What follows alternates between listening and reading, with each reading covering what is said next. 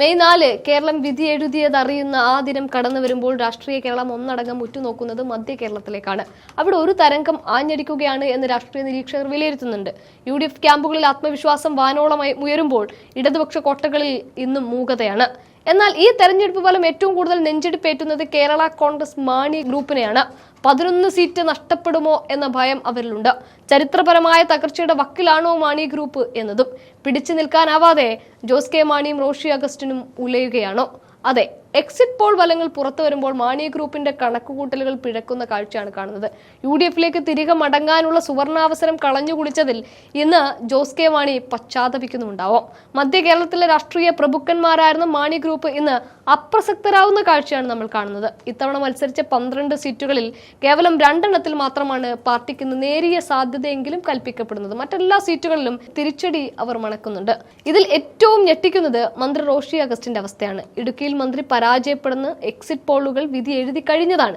മറുഭാഗത്ത് തന്റെ തട്ടകമായ പാലായിൽ ജോസ് കെ മാണിയും മാണി സി കാപ്പനും തമ്മിൽ ഇഞ്ചോടിഞ്ച് പോരാട്ടവുമാണ്. ഒരുപക്ഷെ പാലായിൽ വീണ്ടും ഒരു തോൽവി സംഭവിച്ചാൽ അത് ജോസ് കെ മാണിയുടെ രാഷ്ട്രീയ ജീവിതത്തിലെ തന്നെ ഏറ്റവും വലിയ തിരിച്ചടിയാകും. ഒരുപക്ഷെ ആ പാർട്ടി വീണ്ടും പിളർപ്പിലേക്കൊക്കെ പോകാനുള്ള സാധ്യതയുണ്ട്.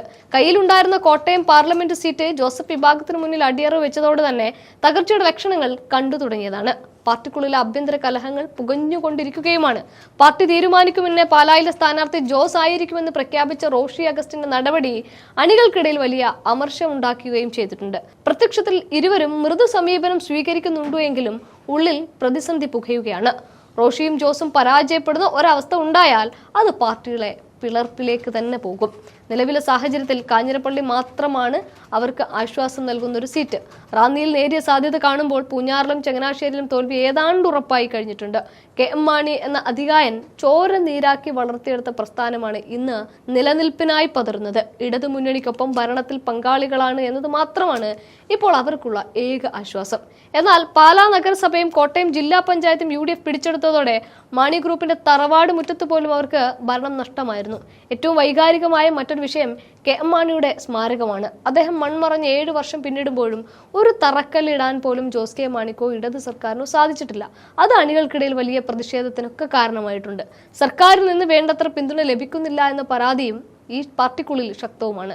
ഇതിനിടയിലാണ് UDF പ്രവേശനം ചർച്ചയായത്. ജോസ് കെ മാണി UDFിലേക്ക് മടങ്ങാൻ താല്പര്യം പ്രകടിപ്പിച്ചുവെങ്കിലും റോഷി അഗസ്റ്റിനെ പോലെയുള്ള നേതാക്കൾ അതിനെ എതിർത്തതായിട്ടാണ് സൂചന. കേരളത്തിൽ നിയമസഭയിൽ ഏറ്റവും കൂടുതൽ കാലം മന്ത്രിയായും ധനകാര്യ വകുപ്പ് കൈകാര്യം ചെയ്ത് റെക്കോർഡിട്ട KM മാണിയുടെ പാരമ്പര്യം ഇന്ന് LDFിൽ ഇങ്ങനെ അരികവൽക്കരിക്കപ്പെടുകയാണ്. ഈ സാഹചര്യം തുടർന്നാൽ റോഷി അഗസ്റ്റിന്റെ നേതൃത്വത്തിൽ ഒരു വിഭാഗം LDFിൽ തുടരുകയും ജോസ് കെ മാണിയും സംഘവും UDFിലേക്ക് ചേക്കേറുകയും ചെയ്യുന്ന ഒരു പിളർപ്പിന് കേരളം സാക്ഷ്യം വഹിച്ചേക്കാം.